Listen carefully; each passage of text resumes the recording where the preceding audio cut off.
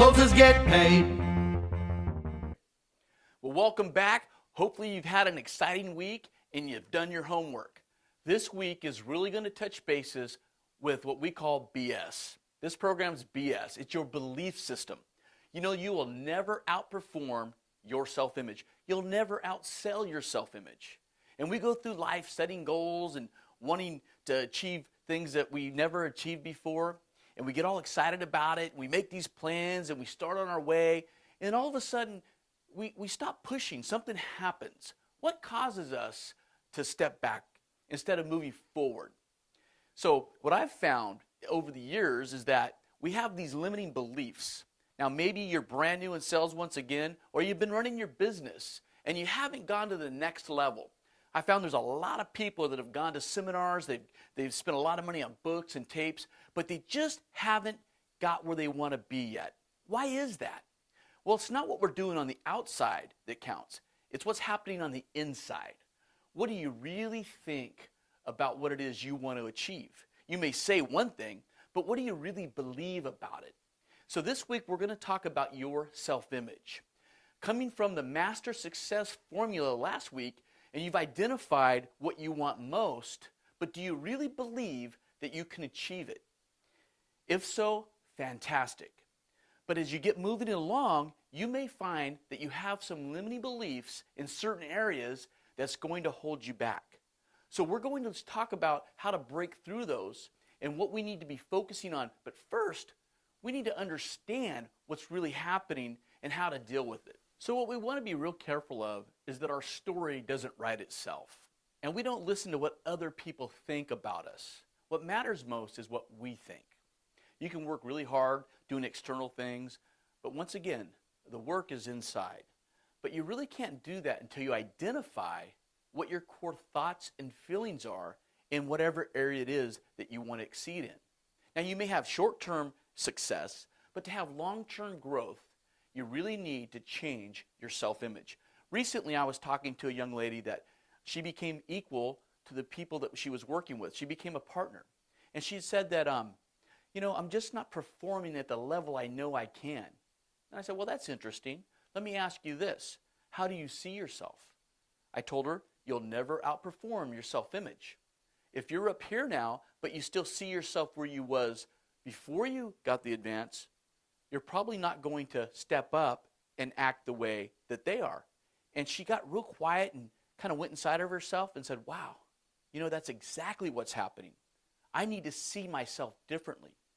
So I told her, why don't you just model what they're doing and find people that are peak performing at a higher level than they are and start conditioning your mind, seeing yourself as the person you want to be.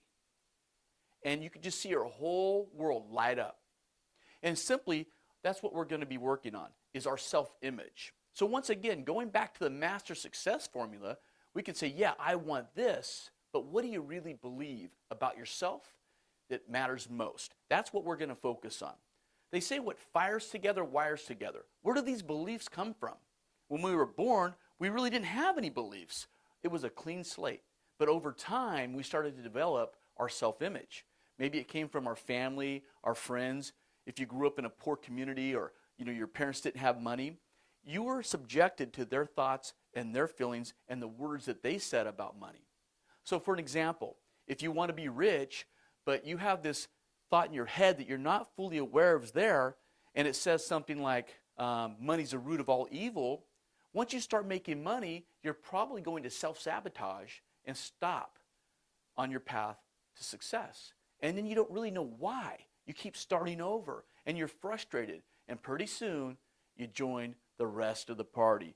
The people that aren't really going anywhere in life, you accept circumstances, and we blame others. Now, I'm not saying that's what you're doing, but it's real easy to do that because we're not aware or taught about this self-image of ours.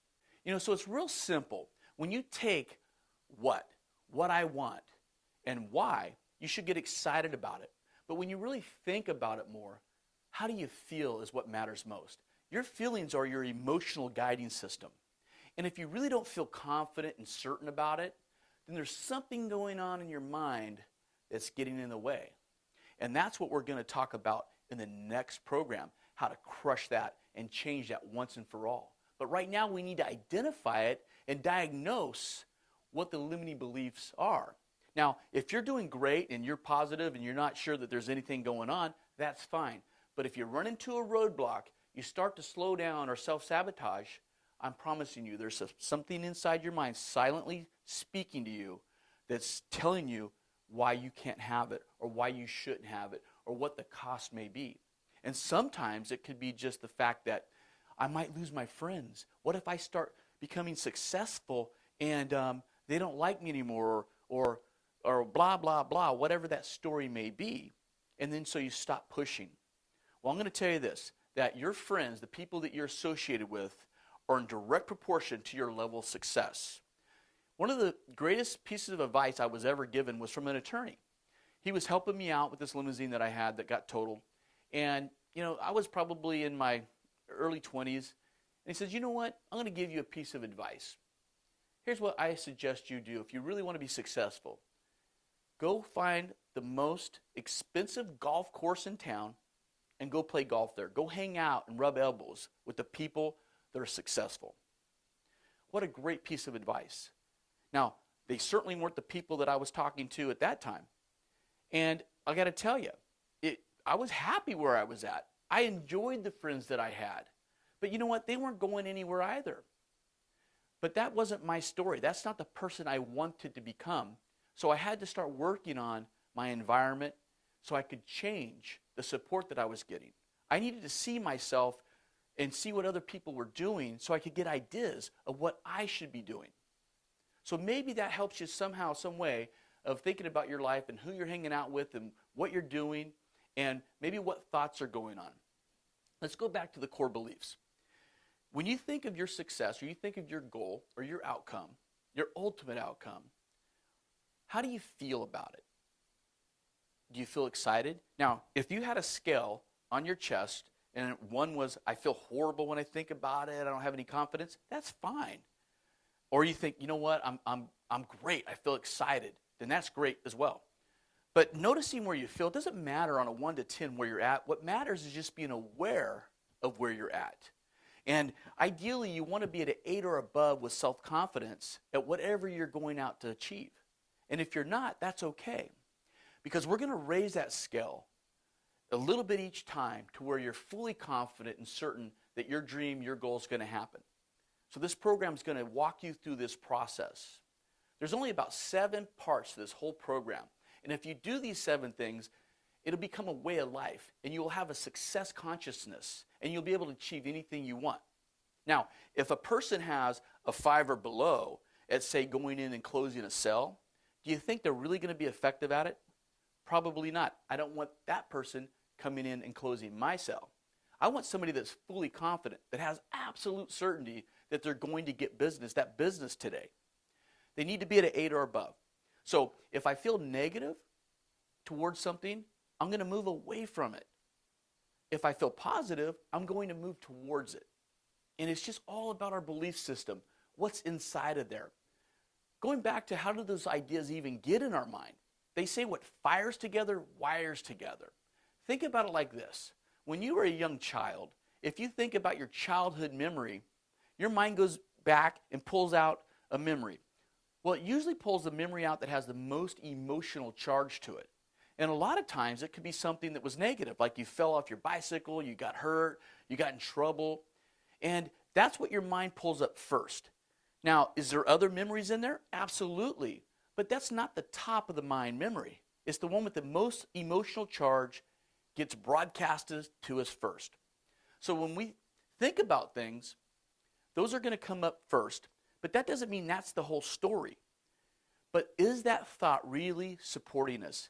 Did you have a terrible childhood? Absolutely not. There was probably memories in there that you just haven't been able to get to in a long time that you would like to experience. Now, not just in childhood, maybe in business. You had some negative experience. I've worked with salespeople for over 30 years, and I've taught them to be excellent salespeople, and then some of them still just haven't performed. But when I break it down and find out what's going on inside their mind, I look for one area that stops them from producing. And typically, most people are just one thought away from where they want to be.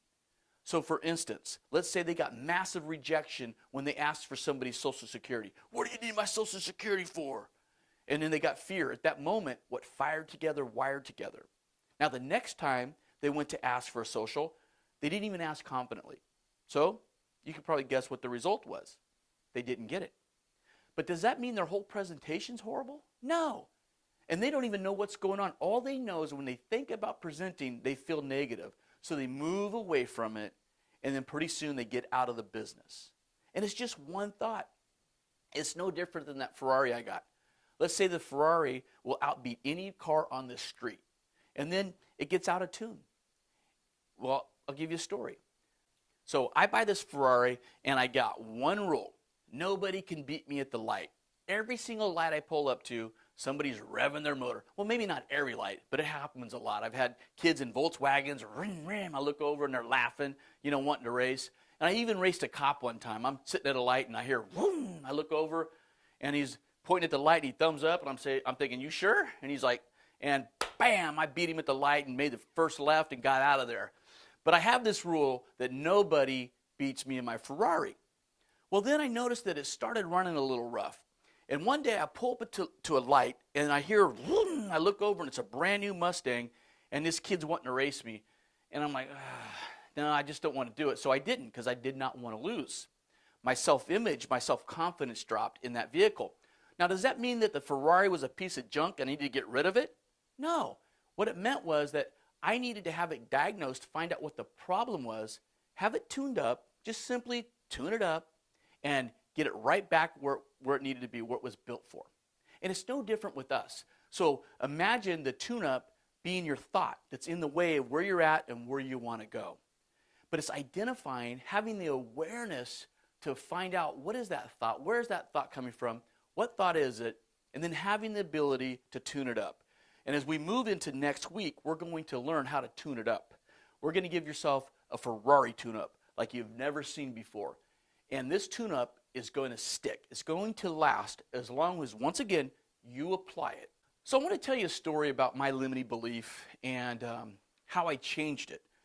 And you're probably wondering now, well, how do you change your limiting beliefs? Well, one thing I did, and it took some time to do it, but there is a quicker way that I'm going to teach you. But at that time, I really wasn't aware of what I was doing, but it worked. Now, you can probably imagine when you're driving a $500 car that you get from the tow yard, like I was when I first got my hands on Think and Grow Rich, your self-image isn't that high. And when you set a goal like I did, I'm going to pay cash for Ferrari, that's a big one. That's a big self-image to replace. And I got to tell you, when I first started working on that self-image, I had a lot of doubt. I mean, like, who was I to think I could be driving a Ferrari? All the stories started coming up. All the old beliefs, like, how are you going to afford a Ferrari? And my wife at the time said, what do you need a Ferrari for? You're not single.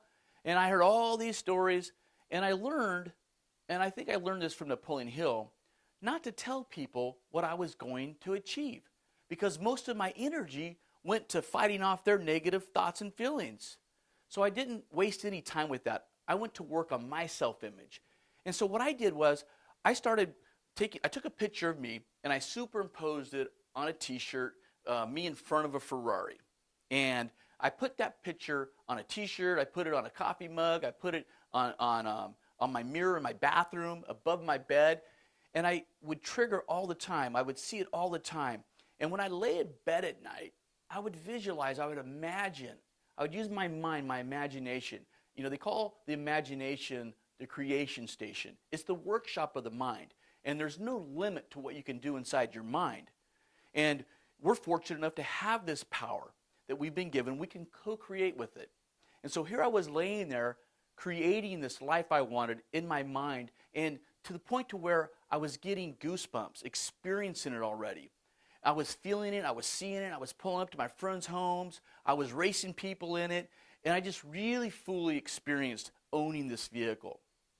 So when I got the Ferrari, I didn't get that hit of excitement you might expect somebody would. Maybe you've experienced that when you bought your last vehicle.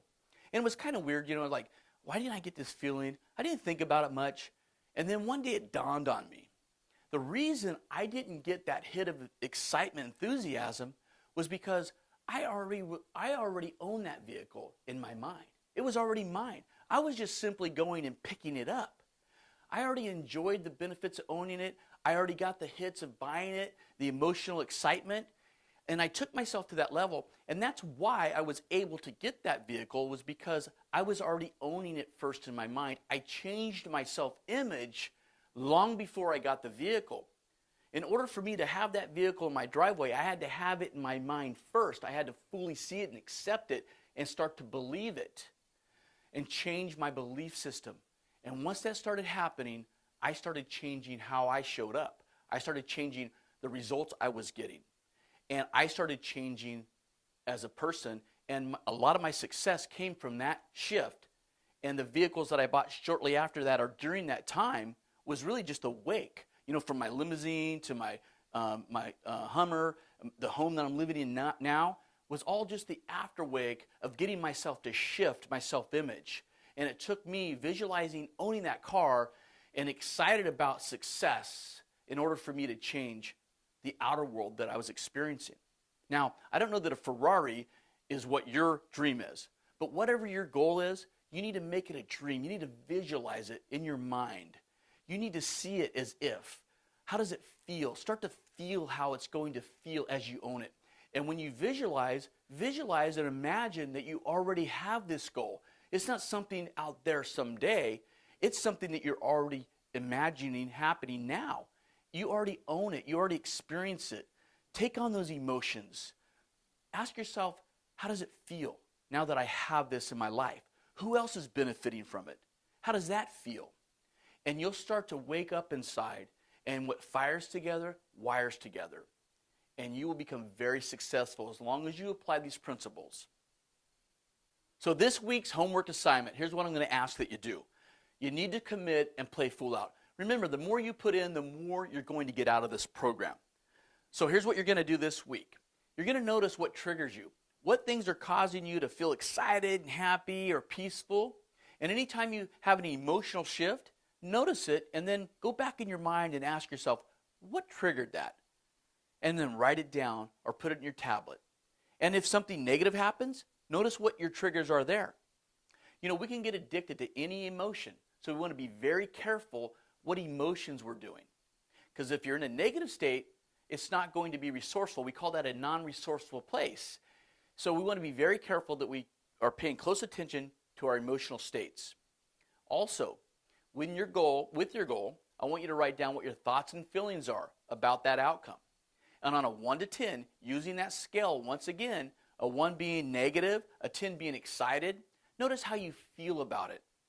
Because we want to move that over to where you feel absolutely certainty it's going to happen in your life, and it already has. So make sure you do your homework assignment, and we'll see you next week where we're going to bust through any negative beliefs and teach you how to get in the right state so you're very resourceful and you're getting your outcome.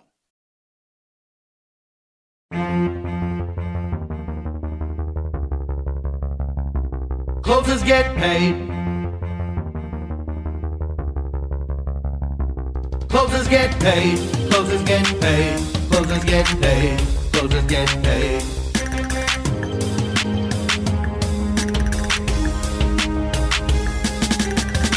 You're new to the game and you're trying to make it. You can't believe all the money that these closers are making. Just listen closely and I'll tell you the secret. Step number 1 is you've got to see it. Step number 2 is you got to believe it. Step number 3 is you've got to be it. Closers get paid. Closers get paid. Closers get paid. Closers get paid.